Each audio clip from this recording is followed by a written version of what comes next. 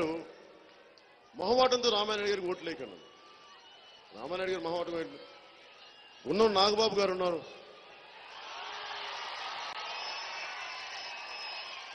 అంటే వైసీపీ వాళ్ళు ఎలా చూడండి, మన జనసేన నాయకులు ఎంత ఉదారత్వం అంటే అందరూ పార్టీ కోసం పనిచేసి గుండం నాగబాబు గారిని తీసుకొస్తే మా అభ్యర్థిగా బాగుంటుందని జనసేనకి తీసుకొచ్చిన జనసేన నాయకులందరినీ, గుండమ్మాబు గారిని తీసుకొచ్చిన జనసేన నాయకులందరికీ పేరు పేరున ప్రతి ఒక్కరికి మీ అందరికీ హృదయపూర్వక ధన్యవాదాలు, హృదయపూర్వక నమస్కారాలు తెలుపుతున్నాను.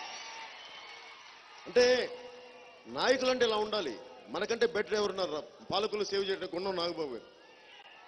వారి ఔదార్యానికి, వారి సహృదయతకి మనస్ఫూర్తిగా నేను నమస్కారాలు తెలుపుకుంటున్నాను.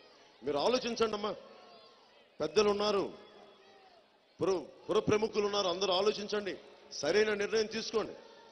ఆంధ్రప్రదేశ్ని పాత పద్ధతులు, ఇసుక మాఫియా, అవినీతి, ఇలాగే రైతుల మీద కేసులు పెట్టించాలంటే తెలుగుదేశం పార్టీ రామానాయుడు గారిని ఎన్నుకోండి, నాకు అభ్యంతరం లేదు. అలాగే లేదు చెడగొట్టడంలో ఎక్స్పర్ట్ అయిన బాబ్జీ గారిని, వెన్నుపోసులో ఇంజెక్షన్ పెట్టే బాబ్జీ గారిని, ఇప్పుడు మీకు స్కిల్ ఉంది కరెక్టే, మీకు ఒక బలమైన మంచితనం ఉంది, మంచితనం మీరు తీసుకెళ్లి మురికాలలో పోస్తారంటే దానికి ప్రయోజనం ఏంటండి? మీరు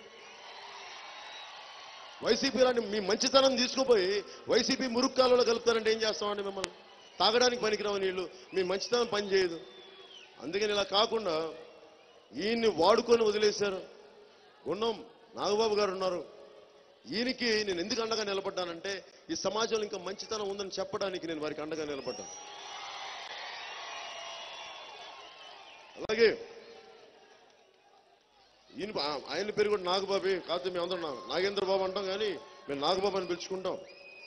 నాకు రాజకీయాల్లో ఈ రోజున తొలి పలుకులు నేర్పిన నా గురువు నాగబాబు గారు. ఆయన్ని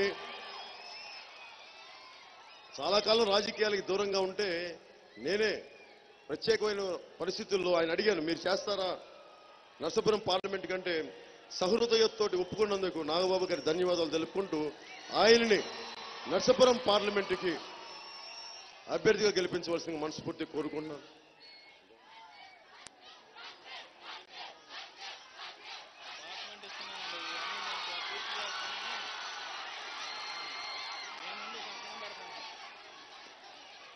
అలాగే గుణం నాగబాబు గారు స్టాంప్ పేపర్ మీద ఆయన సంతకం పెట్టింది చాలా అద్భుతంగా నచ్చింది.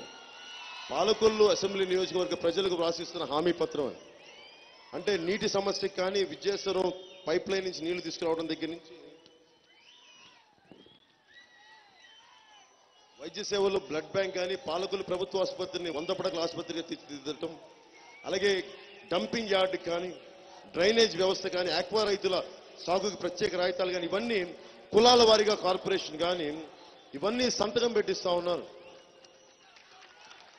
ఇంతకు మించి ఒక నాయకుడి తాలూకు వ్యక్తిత్వం ఎలా బయటపడుతుంది?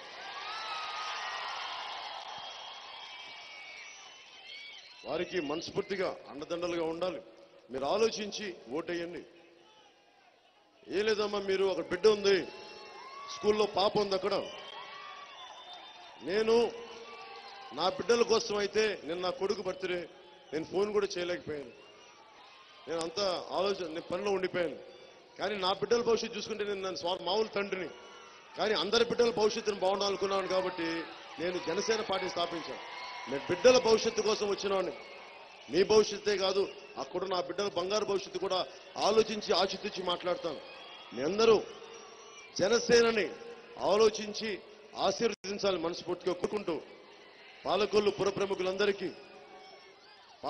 ప్రముఖులందరికీ జనసేన సింబల్ అయిన గాజు గ్లాస్ గుర్తుకి, ఒకవేళ గాజు గ్లాసు మీకు గుర్తు లేకపోతే గబ్బర్ సింగ్ దాగిన గాజు గ్లాస్ గుర్తు తెచ్చుకుని వచ్చారు.